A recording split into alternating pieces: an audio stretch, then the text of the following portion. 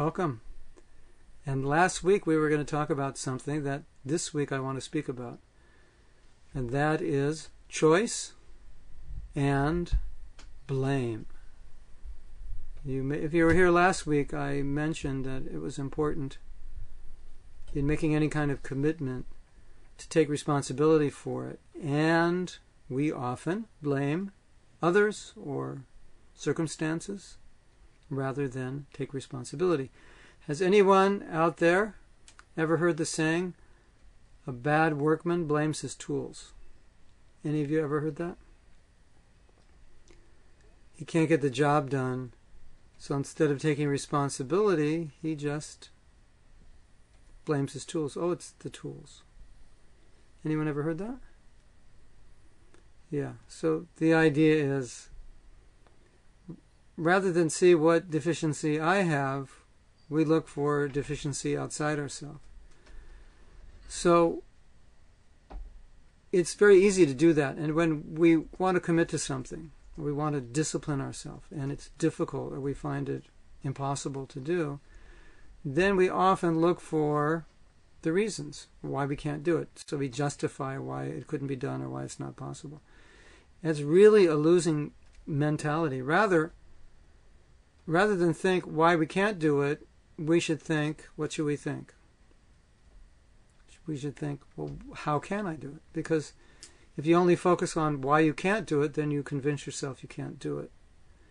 And if you focus on what are the possible ways to do it, or what mentality would be required to do it, what activities would be required to be successful, then you start to see ways that you can do it, and then you stop blaming situations or your own inadequacies and start coming up with solutions and ideas. So many commitments that we make at a certain point in time, after we make them, become difficult to maintain, and sometimes they seem impossible to us.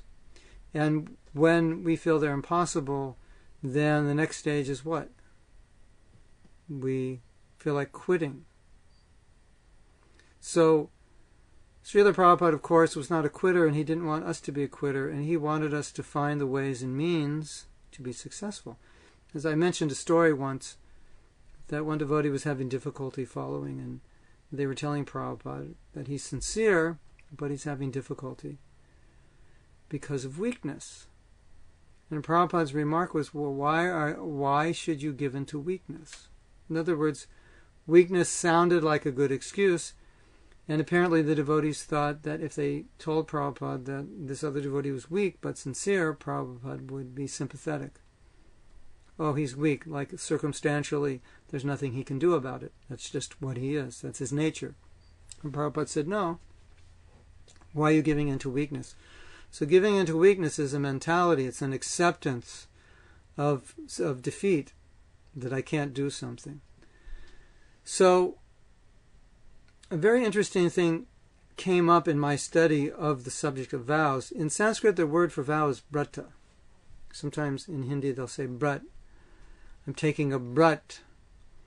I'm taking a vow, whatever. It's a vow to fast, a vow to chant a certain number of rounds, a vow to not eat something. I won't eat any sugar for a month, or a vow not to criticize anyone, like that. So in Sanskrit it's brata. In colloquial Indian languages, it's often referred to as brat. So one of the meanings of this word brata, other than vow, or a definition of the word vow, is choice. And that's an interesting definition, isn't it? Because when we make a vow, basically we are choosing to do something, and of course choosing not to do something. That means the power of the vow is within our grasp, that we are making a choice. A lot of times, when we're in situations that are difficult, we may think we don't have a choice. We're forced to act circumstantially in a particular way. And that is a recipe for failure. If you think that way, then you set yourself up to fail, because you're acknowledging that in these conditions I cannot succeed. As I was saying before, if you're in a situation where you see conditions in which you think you cannot succeed, the smart thing to do is, in that situation, think, how can I succeed within the circumstances and the facilities, resources I have? How can I succeed? Rather than give into the idea that, well, according to this situation, I can't succeed. So that's where choice comes in, because if we don't have choice, then we can say, yes, these are the situations, and in this situation, we might think anybody would fail. But if there's choice, then there's choices how to deal in that situation, deal with the situation, deal with yourself, with your own mentality. So, interesting thing happened to me many years ago. I was preparing. I decided I wanted to study the topic of forgiveness, and I would like to give a seminar on it, which I have done many times. And next week we're going to begin a new section, and we're going to discuss forgiveness. So this will be like a little preliminary lead up to the end of vows and the beginning of forgiveness. And how it relates is with this word choice. I was reading a book on forgiveness by a Christian pastor.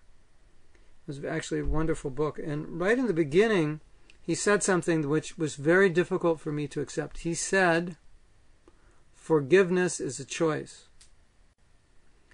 And at that time when I read that, I had been hurt by several people. And I was hurt so bad that I hadn't really forgiven them, at least not fully forgiven them. And so when he said forgiveness is a choice, I felt that I had no choice in the matter, that I was hurt. I felt resentful. And maybe time would heal. As we say, time, as it said, time heals all wounds. And I thought, okay, perhaps in time it will heal, but I don't have a choice in the matter. This is how I feel, and that's that. So that statement intrigued me, to say the least, and I had some doubt. I didn't really understand how that could be true. So as the book continued, he made the point that forgiveness, or any emotional issue we're dealing with, and I wouldn't say any emotional, but many emotional issues we're dealing with, we can make choices. So in this case, forgiveness was a choice. You can let go of the resentment. You could make that choice. And I thought, well, that is a Krishna conscious, definitely a Krishna conscious concept. That a concept of detachment. That if we're detached, and if we are to be detached, or if we want to be detached, and we are attached to something which is inhibiting our bhakti, our devotion, our service, our spiritual advancement, then a sadhaka, one who's practicing bhakti, should let that go. Let, as it said, accept what's favorable and reject what's unfavorable. So resentment is not favorable. Generally, it's not favorable. So therefore, we should let it go. We should become detached from resentment, of the anger we're feeling towards someone who has hurt us. But before I read the book, I thought that was not possible. I thought it was just simply that one is hurt, and then one has to heal over time if one even does heal. And then he's saying, no, you can choose to let it go. I thought, well, that's an interesting concept, because I didn't think that was possible. So what I learned from that is that we have more choices than we may think we have. We can choose to act in a particular, we can choose to commit ourselves. Of course, we have to be in the right mentality. We have to assess our abilities and disabilities, because we can't do anything. But I would say there are many things we can do that in our present state we may think we cannot do. But it's more accurate to look at it from the point of choice and say, I am choosing not to do that, rather than say I can't do it. And so if you replace the word choose, excuse me, if you replace the word can't with choose, it's generally more accurate. So you might say, or you might feel, I can't do this. Well, I couldn't follow these spiritual principles, or I couldn't rise at this time of the morning, and I couldn't chant this number of rounds, and I couldn't practice this.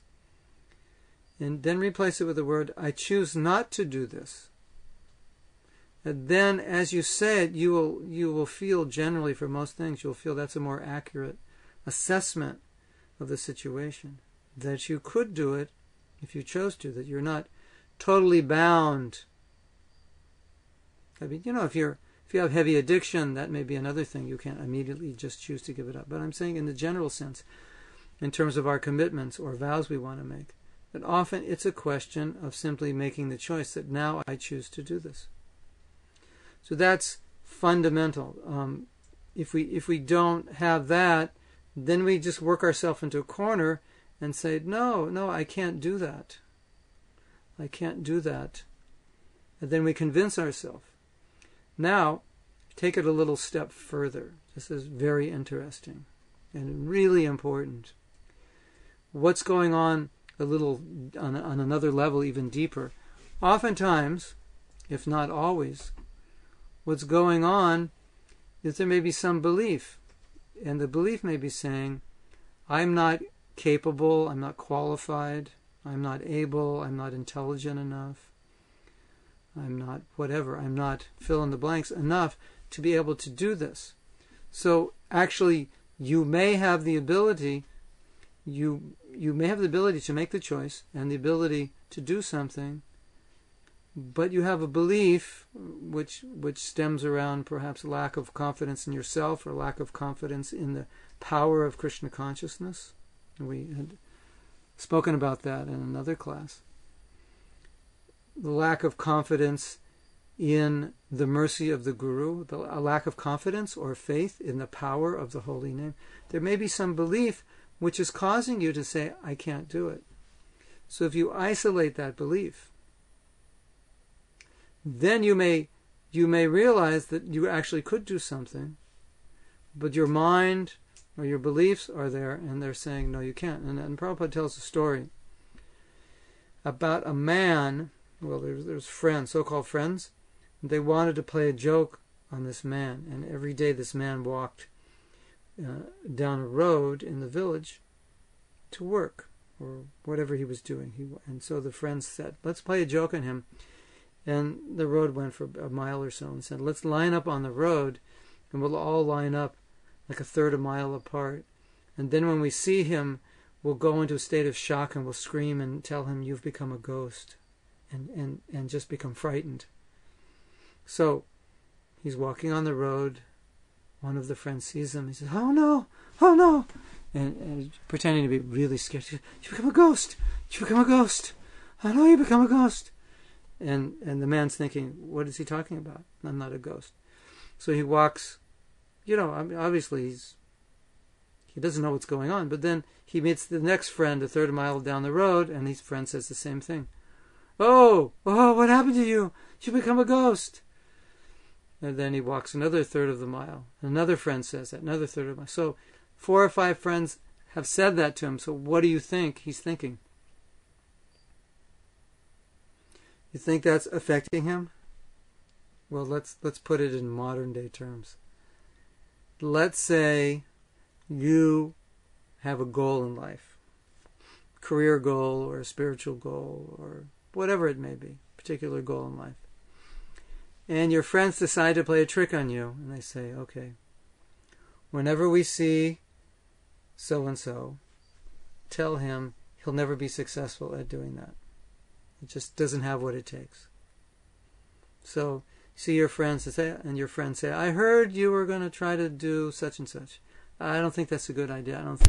I don't think you're really cut out for that. I don't think you should do it. It's really not your nature. It's not where your talents lie.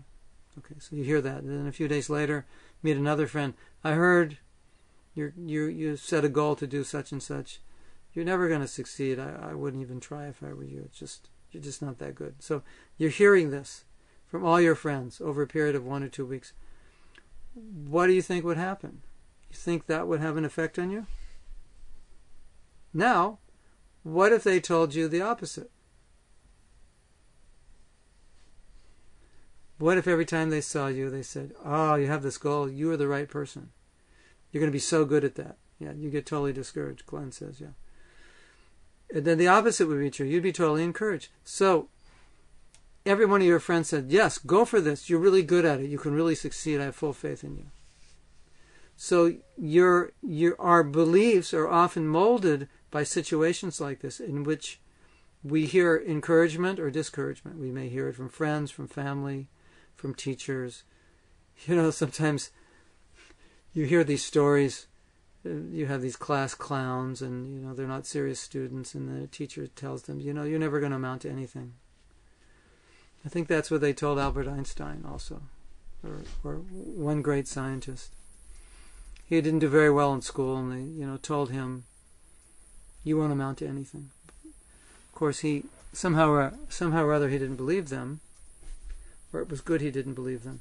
But you hear these things. I've heard it said that many of the people who end up in prison were told by their mothers when they were young that they were good for nothing and they were going to end up in prison. So beliefs affect us. They're powerful. So oftentimes we have beliefs undermining our desire to commit to something,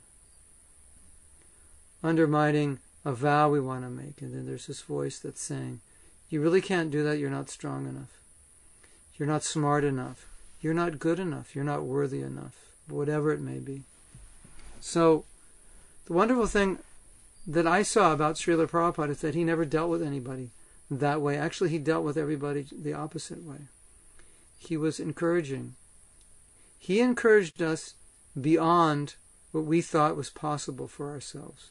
And because of that encouragement, we were able to commit and dedicate ourselves to his service and the service of spreading Krishna consciousness. And we did amazing things. And often when we look back at the things we have done in his service, we are amazed ourselves at how were we able to do that. There was a tremendous amount of encouragement behind us, which created a tremendous amount of belief in ourselves, belief in the process of Krishna consciousness. Krishna Shakti Vina Nahi Tara Pravartana. If Krishna empowers one, if we have Krishna Shakti, then we can help others become Krishna conscious. And that's exactly what happened.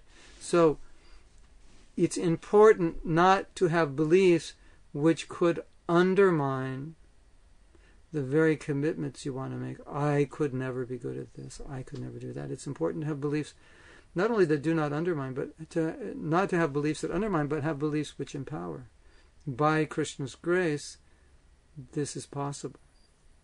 In the Chaitanya Charitamrita, it is said, easy things become difficult without the mercy of Guru, or if you forget Krishna or Lord Chaitanya. And difficult things become easy with the mercy of Guru, or if you remember Lord Chaitanya.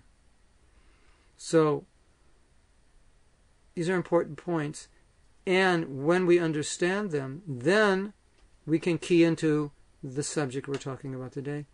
Choice. That I can make the choice, I can become empowered to do much more than I think is possible.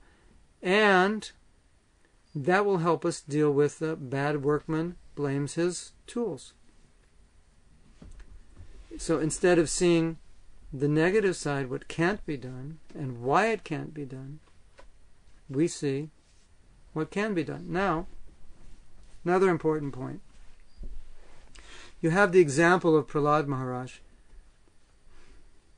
Yes, so Sri Krishna 23 says, I have to remind myself that I can be a good devotee. Sometimes it's hard to keep focus in this age.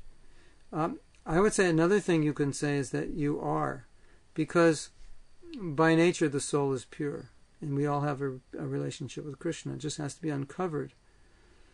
So even beyond saying I can be, which is good, we can also say I am. And it's a very powerful thought if you remember, particularly when you find you're running into obstacles, that it is your nature. Krishna consciousness is your nature. It's natural. It's not something foreign. Often it seems foreign.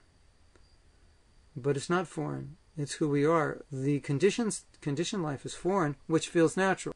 So if we understand that, then we can develop a lot more easily develop confidence, because we're only developing something which is who we are. It's not something extraneous.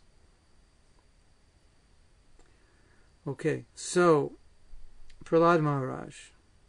Look at Prahlad Maharaj's situation. Of course, he was fortunate. He heard from Narada Muni when he was in the womb. So that was a great boon, great benediction to have the mercy of the pure devotee.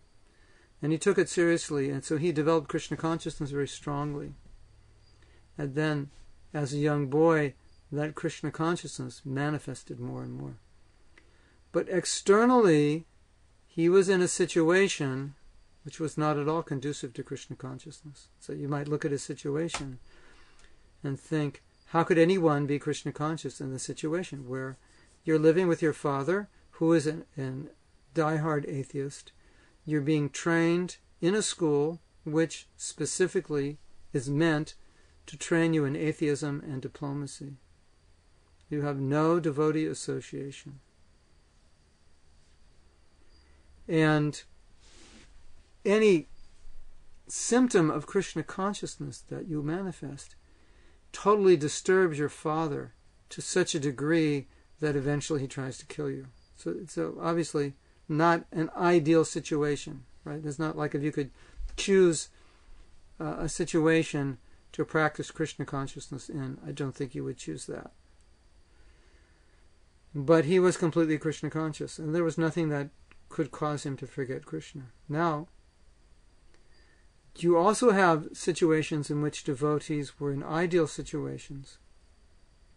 There's a story of a devotee named Krsna Das, and he was a servant of Lord Chaitanya. He traveled with Lord Chaitanya.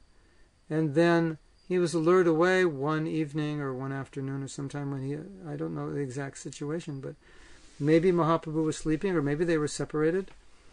And he was allured by some gypsies, must have been very beautiful women, who lured him away. He actually left Lord Chaitanya's service and Lord Chaitanya had to come and rescue him.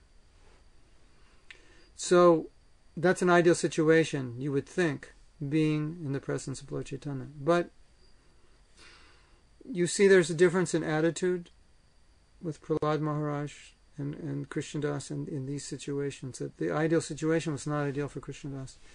And the situation which Prahlad was in, which was not at all ideal, was not an impediment for him, because he was fixed in becoming Krishna conscious. So in regard to Prahlad Maharaj, Prabhupada said, there are no material impediments. This is really interesting, because it seems like there's so many material impediments to being Krishna conscious. I mean, you just look at our society, and then you often think it's so difficult to be Krishna consciousness, living in this world, working in this world. It appears that way.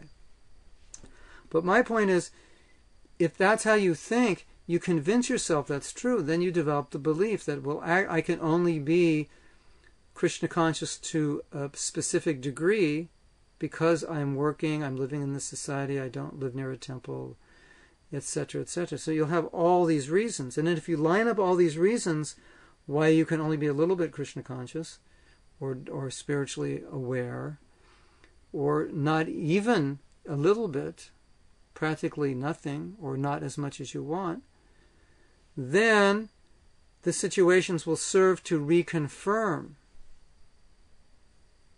because that's your belief. And so it becomes a self-fulfilling prophecy.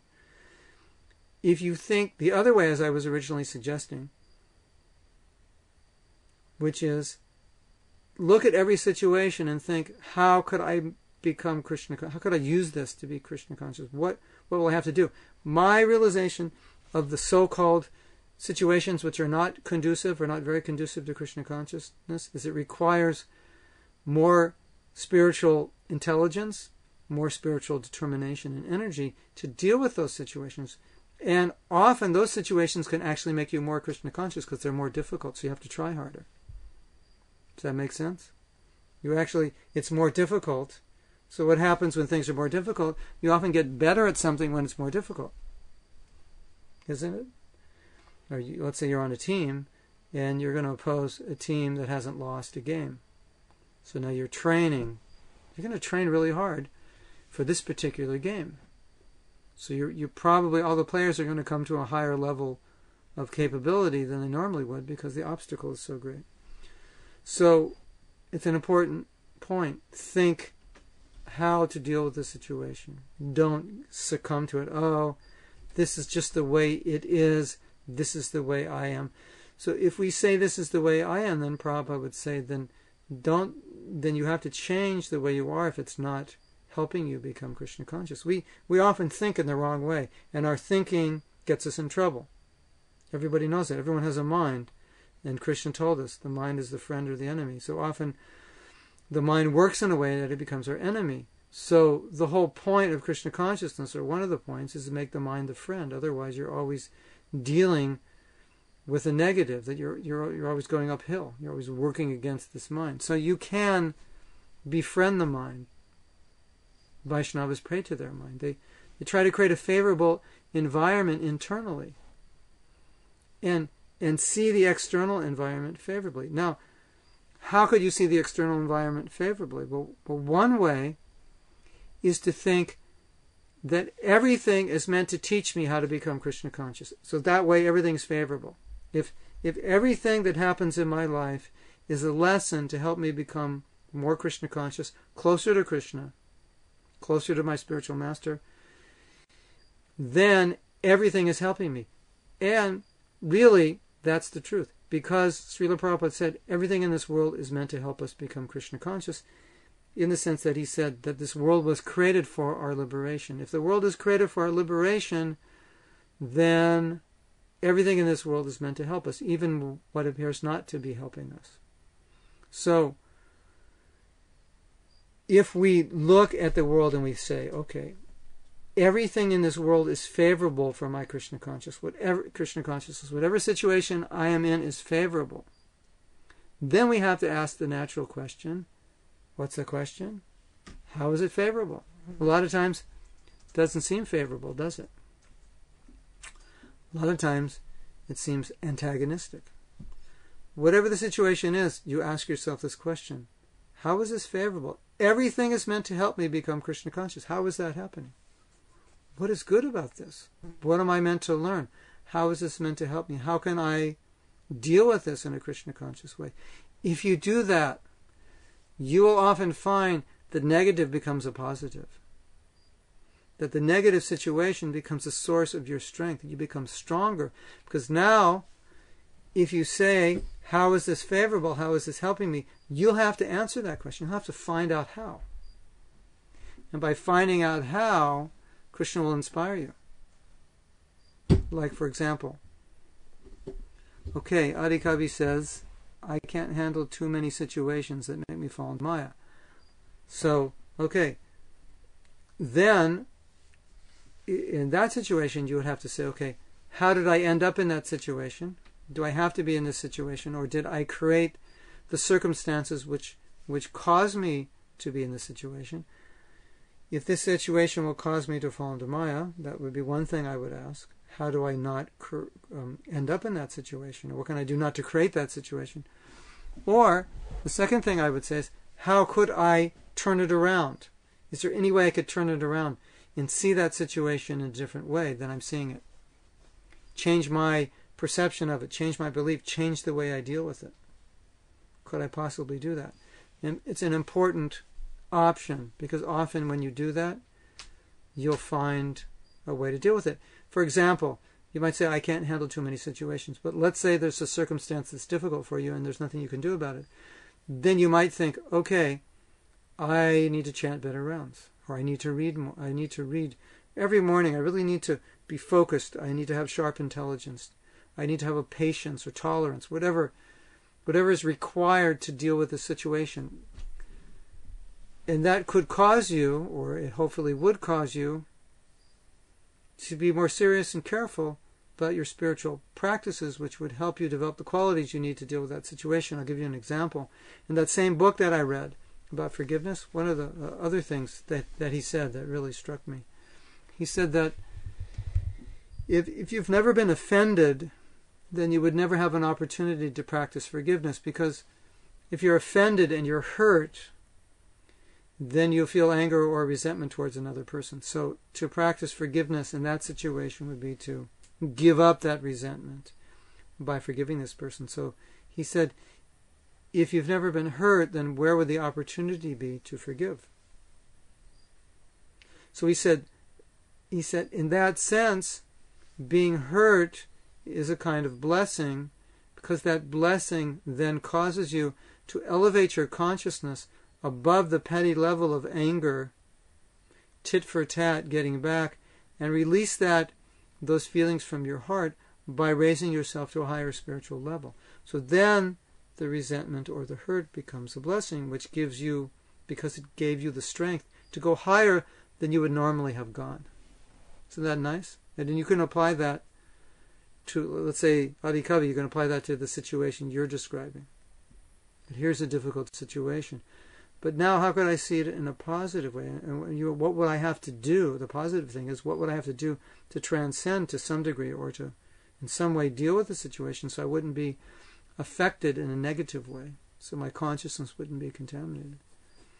Now, that's easier said than done, but it's a start. It's a way of changing it. It said, like, if you change the way you see things, then it seems what happens is that the things that you're seeing, they appear to change.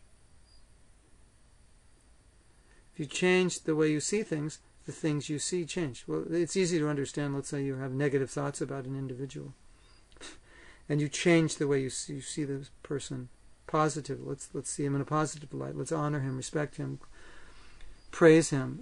And by doing that, the person seems to change.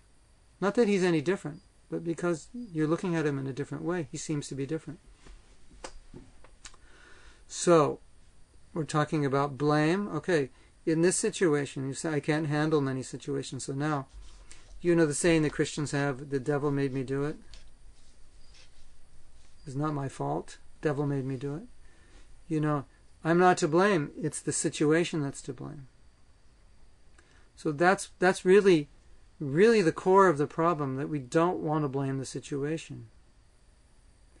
And if we continually blame the situation, then why are we allowing ourselves to live in a situation or to enter a situation which is causing us to fall or having a negative influence on us?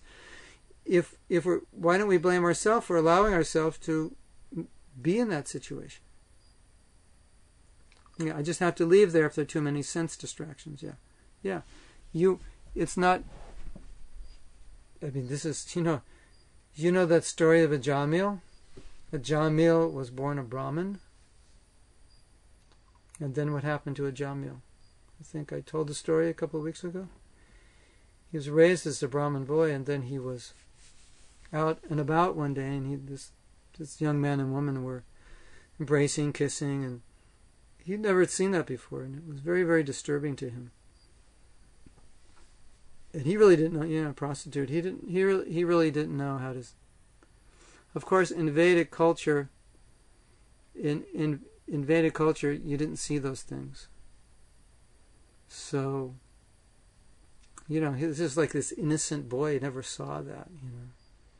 Probably never saw a woman whose body was exposed like that, and So, here's a young boy anyway, you can imagine some kind of disturbing situation. So Prabhupada, what he said in the purport there, he said, well, here's a Brahmin, a Jamil, and he sees this and he becomes very disturbed. And he really couldn't control himself. He became so disturbed he wasn't able to control himself. And he ended up leaving his wife for another woman. And so, and Prabhupada described there that because the material world is a contaminated place, and because we run into situations like this, if we don't have some stability in our spiritual practice, then when we come into situations like this, we'll end up like a Jamil. We won't be able to deal with it. Like, it's just like we'll just become unraveled, so to speak. Where Prabhupada said, if we have strong spiritual practices, then even in those difficult situations we'll be able to navigate. I mean, the ocean may be rough, but we'll still be able to navigate those rough waters. So, and then I would also say, in that navigation, we would navigate ourselves away from distracting situations as far as possible. And I think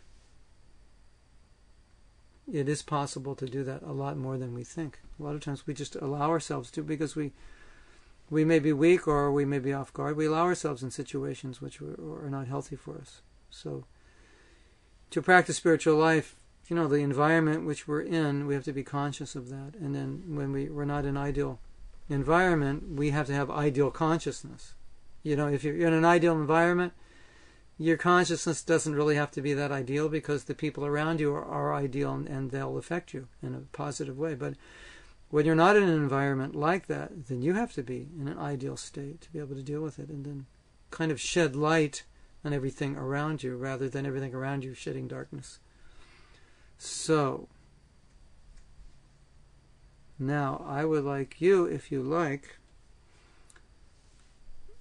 to ask some questions.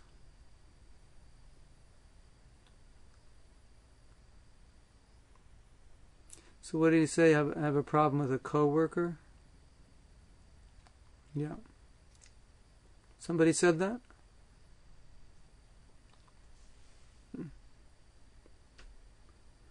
Yeah, avoiding places. Anyway, environment is important, but environment is not always, we're not always able to control it entirely, but we have more control of our internal environment. We do have control of our external environment. A lot also depends on our intention. I think what happens often, if we lose sight of what we want to achieve, what our intentions are, what our goals are, then we can become distracted. You ever heard the saying that obstacles are those things that you see when you lose sight of the goal? So, when you have a very strong goal, okay, now you're saying sometimes co-workers are envious.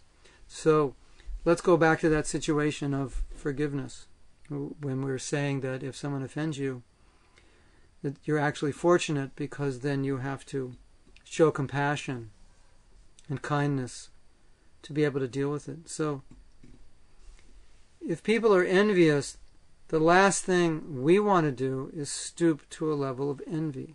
Because, as we know, a devotee is one who's compassionate, he's merciful, he's kind, he's humble, he's not envious. And those are the qualities which we want to develop.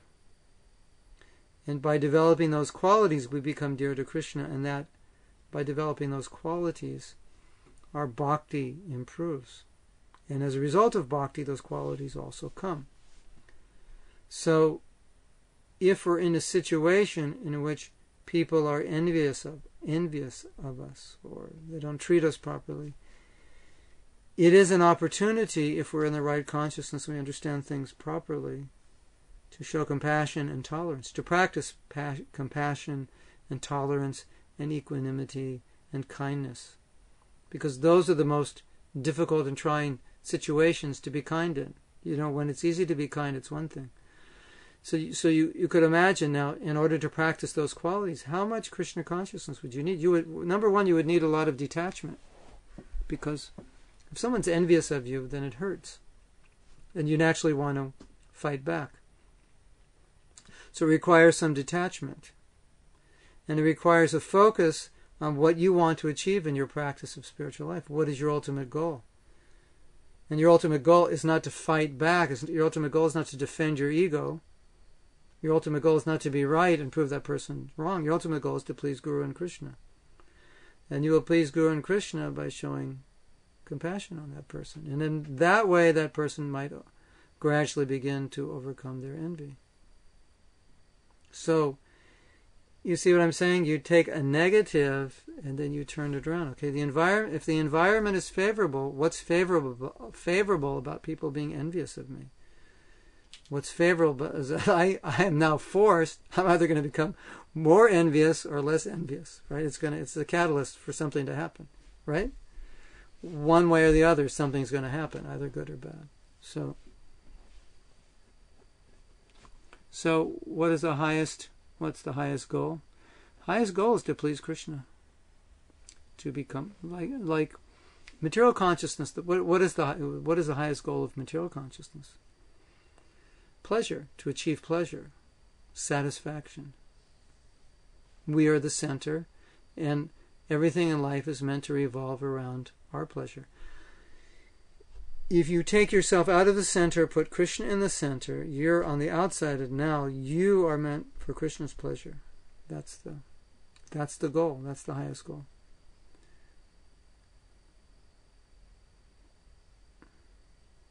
Everyone can know the highest goal because Krishna tells us.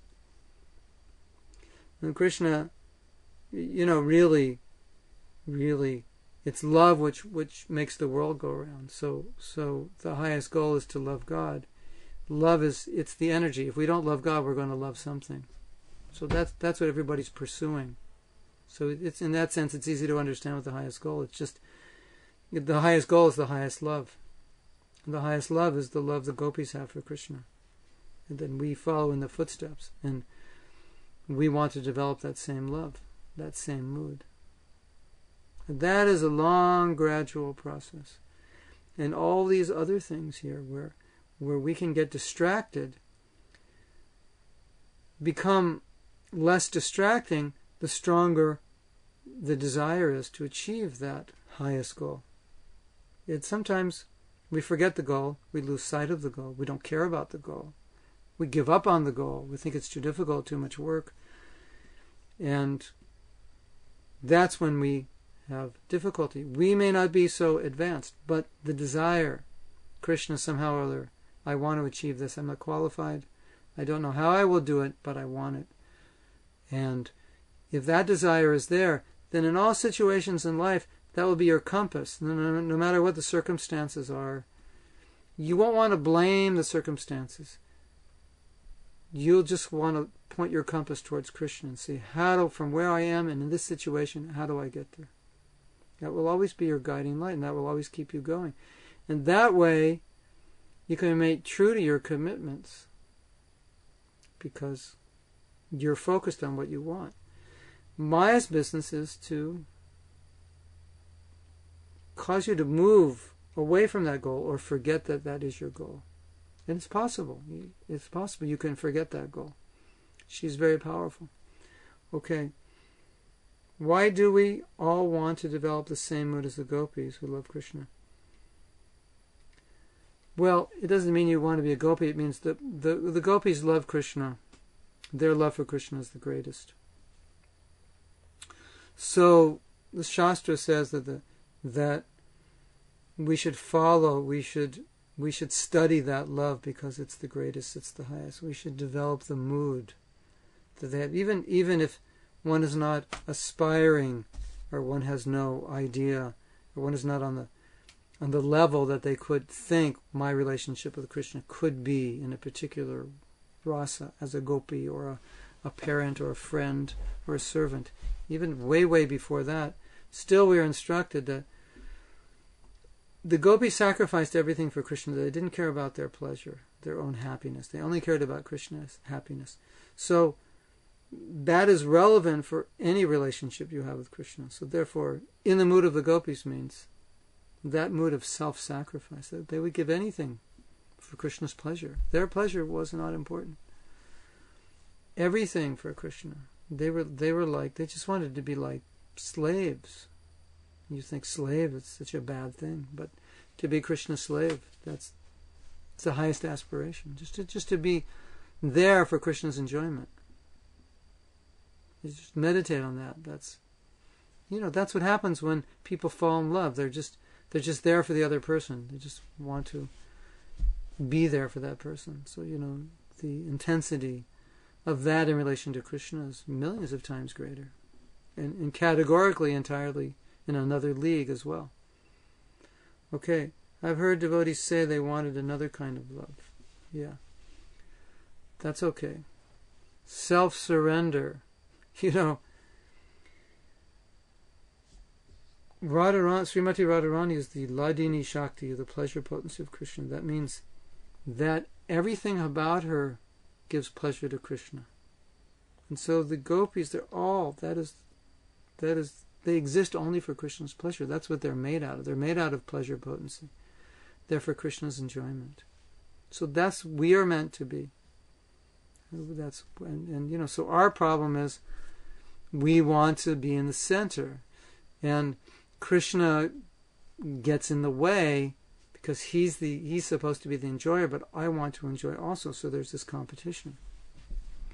That's the source of envy, and that envy ultimately is envy of God because He has the position that we want in this world.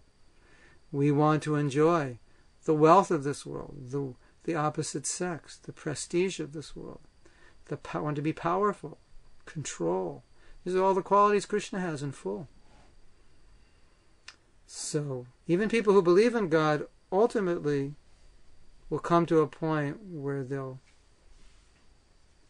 actually not acknowledge it, but they'll manifest their envy of God. Or even if you don't want to chant, so let's say you've taken a vow to chant a certain number of rounds, and you don't feel like it. It's in a sense a manifestation of envy that now Krishna is taking center seat in my life, and I don't like that. I just want to do what I want to do.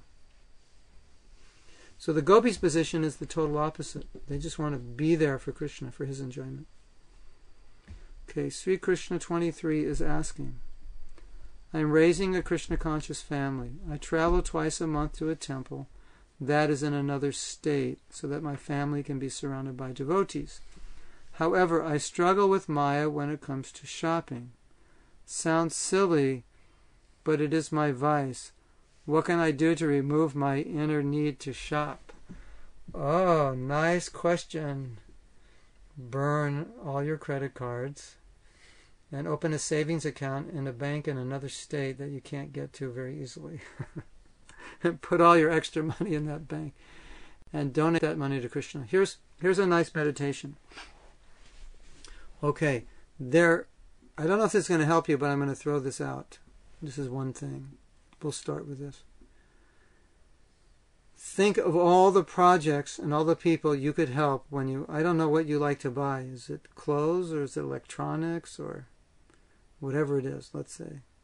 Are you a man or a woman? If you're a man or a woman, I can guess. If you're a man, it's probably electronics, right? Clothes. You're a woman or a man? I would guess you're a woman. If you're a man, how many clothes can you buy? So, girl, yeah. Because guys wouldn't spend that much money on clothes, yeah. So, one meditation I have a lot is that when I have this money, I'm going to buy some. Well, okay, I'll go back even further. I'll go back to my father. My father was raised in the Depression, right? So that was whenever it was, 1929. So his parents had come from Europe, and they had nothing. In Europe, they were like living in a hut or something. He used to tell me they had like a hut with a mud floor, and then they came and started a business in New York, and they built a business slowly, and then they lived through the Depression. So he was very careful with money. But he had a successful business, so money really wasn't an issue for him. He never had to pinch pennies. But he still had a tendency to pinch pennies. And so whenever my sister would tell him she's going to buy something, she wants to get something, he would say, do you want it or do you need it? Or actually he would say, do you need it or do you want it? So he'd make that distinction first. Okay, so that's a good question to ask yourself. Do I need it or I just want it? And probably most of the time, at least half the time, it's because I want it, not that I need it. So then a nice meditation is, well, like this thing that I want, let's say it costs $50. What could I do with this $50 in Krishna consciousness? What could I donate to? Who could I help? How many people could I feed? How many books could I distribute or purchase? Or what project could I help with this money? Now, one of the principles of bhakti, which really is a wonderful principle, is that you should give up something which is very dear to you. So let's say you see some clothes and you go, oh my God, these are knockout clothes. I'd die to have these. And you want it so much. At that time you could think, the more you want it, the more bhakti there is by not getting it and saying and setting something like that dress would have cost $60. I'm going to set that aside and I'm going to donate it. And the Mormons have this thing, I was told. I think it's the Mormons. I don't know how often they do that, but periodically on Sunday morning, the whole family doesn't eat, they fast till noon, till lunch. And then they calculate how much money they would have spent on that meal and they donate to a food project. I thought that's really cool, isn't it? Because you're making some self-sacrifice. I mean, it's one thing just to give some money, but to make a sacrifice, it's special. So that's it. That could be a good meditation. Those are two good meditations for you. Do you really want it, or do you need it, or do you just want it? Or what could you do with that money? Now, another meditation. What's money for?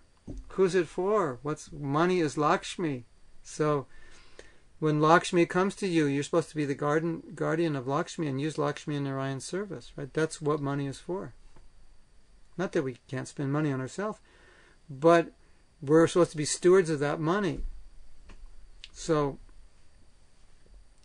if I were you, I would say another way you could deal with it is say whatever money you get, take a certain percentage, say that will go to donate for Krishna conscious projects like Krishna.com or other projects that inspire you, and so that will automatically solve part of your problem of shopping because you'd have less money to spend.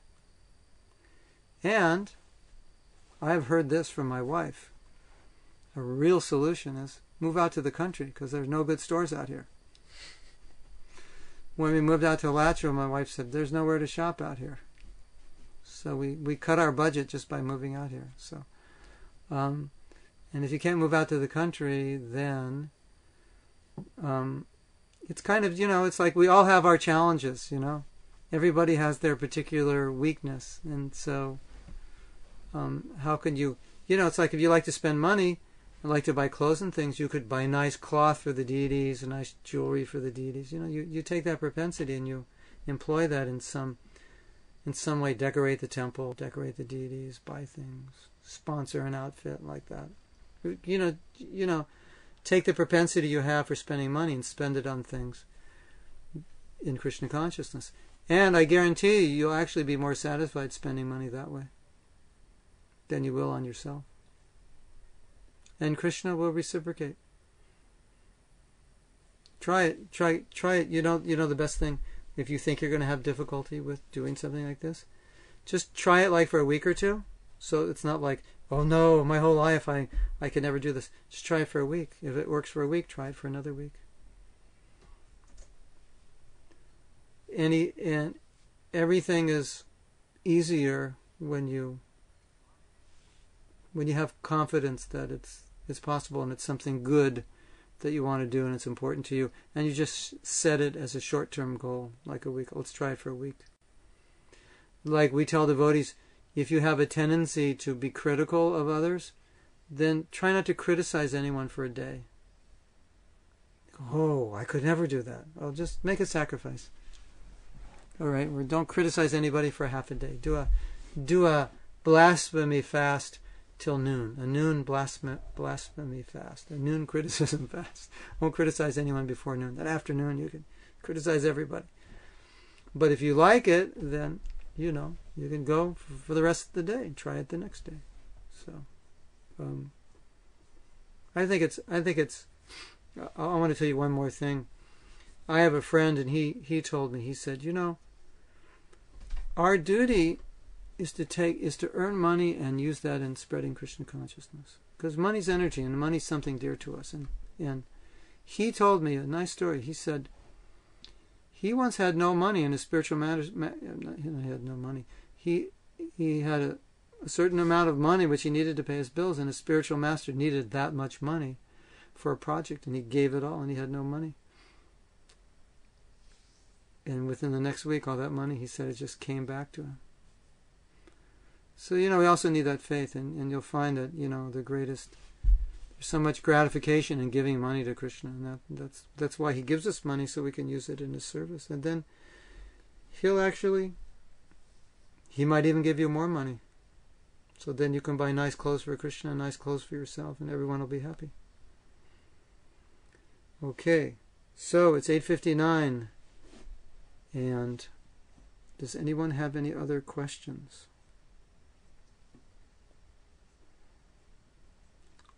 Sri Krishna 23, where do you live?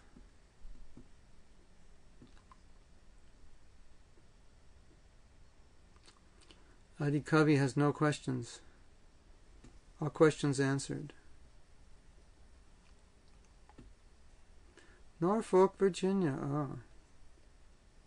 Have some good malls there? You know, if you ever go to India, India's like one big flea market. Like, everywhere you go, people are shopping. Yeah. Everywhere you go, that's the religion. One of my friends said, he said, the religion in the age of Kali is not Harinam Sankirtan, it's shopping. Yeah, so you know, everywhere you go, drive through Delhi, it's like one flea market after another. It never ends, right? So it's the religion of the age. Everybody wants to accumulate things. And then you need a bigger house to put them all in, right? The bigger the house you have, the more you can accumulate. And that, you know, it's like we're meant to live. I think, you know, the best idea is we're meant to live simply. Keep our life simple, not complicated, so we have time for Krishna. Okay, so we're going to start a new series next week, and that series is going to be on forgiveness. It's really special. I've taught a course on forgiveness, so I've given it a lot of thought, and we go to some deep issues about it, and the real meditation is that forgiveness is a quality of a devotee, and it's an important quality. And the idea being that when we don't forgive, we're really the one that really gets hurt by holding on to that. So we're going to talk about that next week. Thank you for watching, and we'll see you here. Oh, next week it's possible we may be broadcasting live from the Alachua Temple Room, or the week after. So if things look different, that's going to be our new location. Okay, Hare Krishna, good night, and we'll see you next week.